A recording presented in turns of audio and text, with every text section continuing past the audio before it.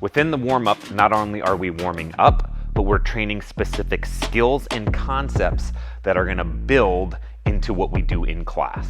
From there, we're gonna move into what's called a catwalk. Catwalk is running on your hands at a medium pace in that table position we were just practicing. One thing that the catwalk is good for is that because it's involving this cross-crawl patterning, helps to integrate a new skill into your muscle memory. The other aspect of the catwalk that we're looking to do is to not have a wiggly butt. If your knees are out to the side or your feet are out to the side, it causes your butt to wiggle. You want to pretend like you're marching. If you're marching, your feet and knees stay nice and close together. So as I do my catwalk, I want to try to not have that wiggly butt and keep my feet and knees nice and close together, running on my hands at a medium pace. Not too fast, not too slow. We only want to use our hands and feet anytime utilizing obstacles. We don't want to get in the habit, even though we're on a soft floor, of being out of control or being too tired and falling to our elbows or our knees. Hands and feet always only on obstacles. My feet and knees are directly behind me. That's gonna be more efficient because I'm trying to go that way. And if they're directly behind me, they're pushing me that way. So not only is it efficient, but it's faster. If my feet are going to the side and my butt's wiggling, there's a lot of other movement going on. We wanna make sure that we're doing as little movement as possible to get us where we wanna go. Next, we move into the ground Kong. With the ground Kong, it's gonna be 2 hands, 2 feet. Our feet are gonna be back to being together. We move our hands, then we move our feet. We move both of our hands at the same time, then we move both of our feet at the same time. We don't move our hands and feet together. We move hands, then feet. With the ground Kong, we don't wanna have a saggy butt.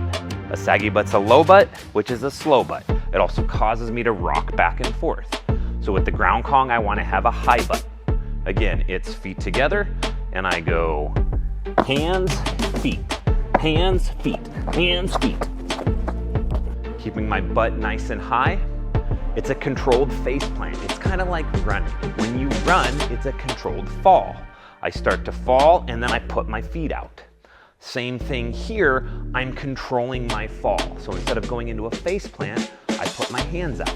So my butt's nice and high, I fall, hands, feet, hands, feet, hands, feet. If you are falling, it doesn't take as much effort. So if you can control your fall, you're being more efficient. As opposed to the low saggy butt where I'm rocking back and forth. Saggy butt, saggy butt, saggy butt. With the low saggy butt, it's almost like I'm having to restart every time. Also, if I start to use the ground Kong for a Kong up, where I'm going on top of something, the higher my butt is, the higher my feet are, which is easier to land on top. If I have a saggy butt, I risk hitting my shins.